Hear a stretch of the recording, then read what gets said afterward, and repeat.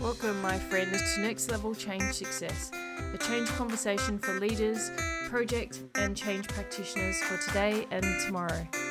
My name is Therese Perez of myvirtualchangemanager.com, and I'm an experienced change and project professional and people leader with many years of experience in the industry. I love business, and I love the people side of business especially. So nothing lights me up more than seeing people use change management, project management, and strong change leadership to engage, motivate, and inspire people, and ultimately transform organisations.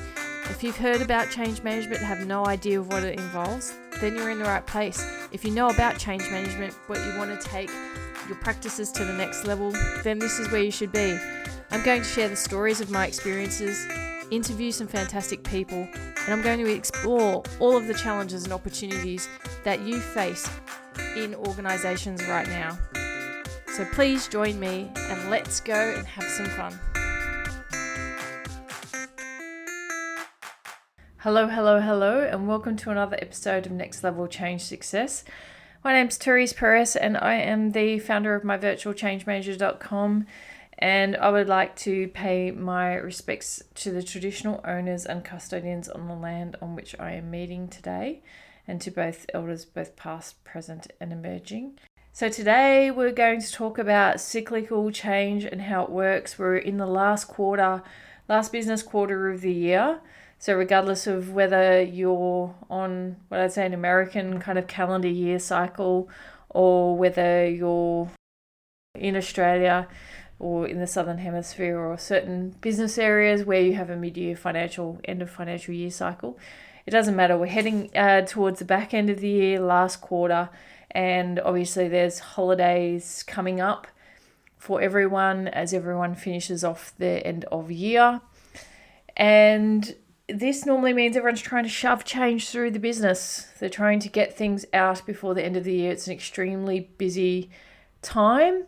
Ironically, sometimes when people are fatigued the most, but looking to make sure that things get delivered.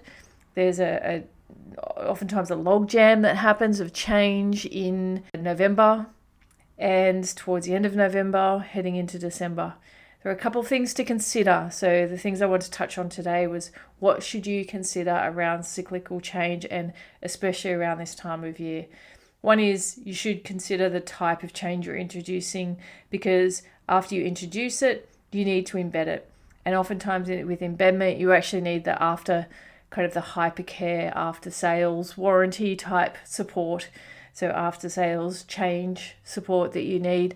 And if you're rolling out change beyond even say the 15th of December or around that time frame, the mid-December time frame, you're really not going to have the staff to support the change because people will be going on holidays. And more than ever before, it's important to understand that and try and bring the change forward into the November time frame, if possible, to make sure there is adequate staffing around to support in case something glitches. From a program standpoint or from a change standpoint, it gives you more time to embed. Ironically, of course, you typically need at least 6 weeks to embed any change, 6 weeks plus, depending upon the size of change. And essentially what's going to happen if you run it through the Christmas timeframe or the holiday timeframe, then you're going to find it quite challenging to embed and possibly have a longer tail than you would like on the change, and may have to revisit things.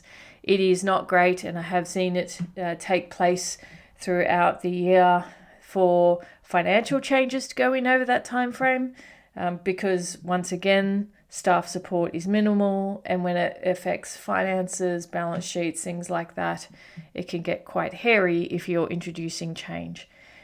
The other thing to consider is if you're introducing change around November, how you might make it into a theme about the holidays coming up.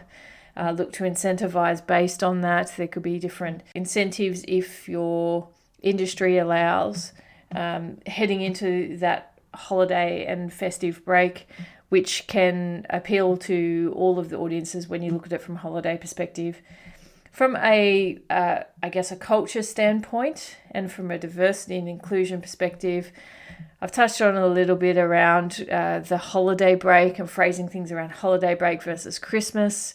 That's really to be inclusive and to acknowledge that not all religions or backgrounds celebrate Christmas. And more now than ever, I feel like it's appropriate that you're inclusive in the language that you use, and therefore making sure that you're, running things through an inclusive lens versus taking on too much of a Christmas theme as such versus holidays or festive break. Certainly looking at, from a change perspective, prior deployments which have happened this time of year, to look at their success or not so great success that might have achieved. It is a time for learning, so making sure that if there's any concerns, now's the time to raise it with your steering committees to see if you can delay anything through to next year. However, it might just create a logjam in the first quarter of next year, so you need to consider that in, the broader enterprise landscape. What are the other things you need to consider when you're rolling out change at this time of year? Definitely the number of changes that might be going in November. Even if you're rolling things out in December, is knowing in this last quarter how many things are rolling out, because at what point are you going to get change saturation in your organization? Oftentimes there are a lot of people working on a lot of things, and the conversation and communication across those streams or those deliverables and things that you're going to be rolling out to your business should increase at this time of year. I know everyone's busy, but it is important to link it through and to try and batch some of the change that you actually might be putting through the business, because that can help the organization or the different business areas that are impacted. It will help them be able to adopt the change.